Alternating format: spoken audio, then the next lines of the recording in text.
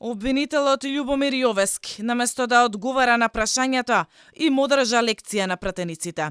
Тој жестоко ги искара членовите на анкетната комисија дека водат паралелна истрага со јавното обвинителство, а со тоа се кршел уставот и законите, додавајќи дека на државниот јавен обвинител не му е местото во собрание да биде испрашуван, затоа што не е експерт и не може да сведочи за активна кривична постапка.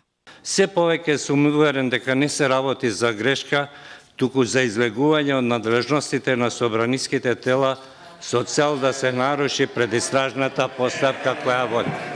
Председателке, ве молам да интервенирате, јас согласно деловникот имам право да говорам. За Јовески имаше многу прашања, ама на ниту едно не одговори конкретно. Пратеникот Антонио Милошевски го праша јавниот обвинител како може Државниот завод за ревизија во март да достави извештај до јавното обвинителство за онкологија, а до ден денес да нема никаква истрага. Јовески без конкретен одговор.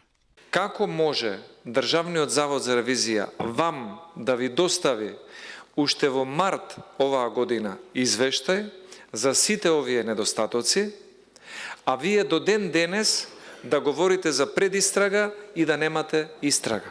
Не е точна констатацијата дека обвинителството за овој случај сознало, како што беше истакнато во претходниот говорник, некаде во март и така натаму. Сведок на анкетната комисија беше и министерот за внатрешни работи Оливер Спасовски, кој кажа дека МВР постапува по сите барања кои се добиваат од јавното обвинителство. Тој беше прашан дали со објавување на извештајот од ФЗОМ од страна на Христијан Мицкоски може да влие или да ја загрози истрагата. Дали со овие своји тврдења лидерот на опозицијата може да влие или да ја загрози истрагата која што се води во основното јавно обвинителство?